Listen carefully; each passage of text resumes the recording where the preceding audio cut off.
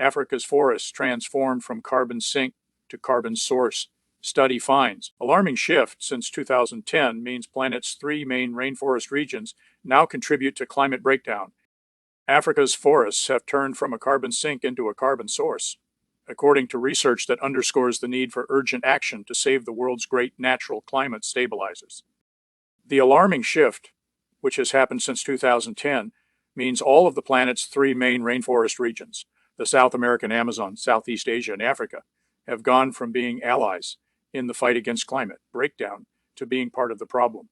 Human activity is the primary cause of the problem. Farmers are clearing more land for food production.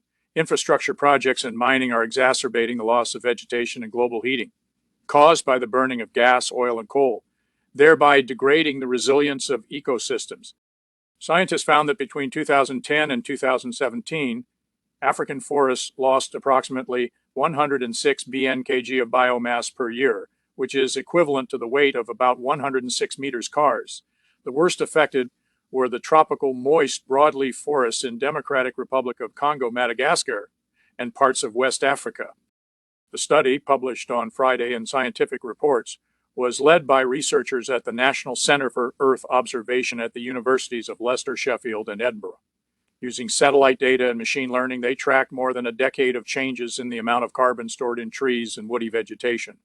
They discovered that Africa gained carbon between 2007 and 2010, but since then, widespread forest loss has tipped the balance, so the continent is contributing more CO2 into the atmosphere.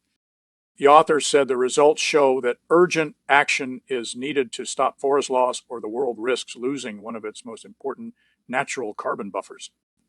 They say that Brazil has launched an initiative, the Tropical Forest Forever Facility, TFF, which aims to mobilize more than $100 billion, 76 billion pounds, for forest protection by paying countries to leave their forests untouched. So far, however, only a handful of nations have invested a total of $6.5 billion in the initiative. Prof. Heiko Balster, a senior author and director of the Institute for Environmental Futures at the University of Leicester, said the study showed the importance of scaling up the TFF rapidly. Sign up to Down to Earth. Down to Earth. Free weekly newsletter, the planet's most important stories. Get all the week's environment news, the good, the bad, and the essential. Privacy notice. Newsletters may contain information about charities, online ads, and content funded by outside parties.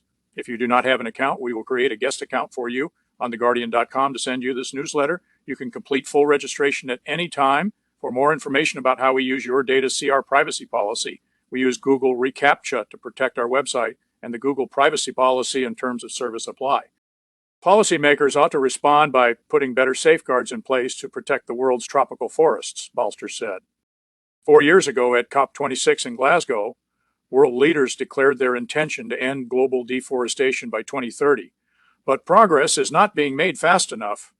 The new TFF is intended to pay forested nations for keeping their trees rooted in the ground.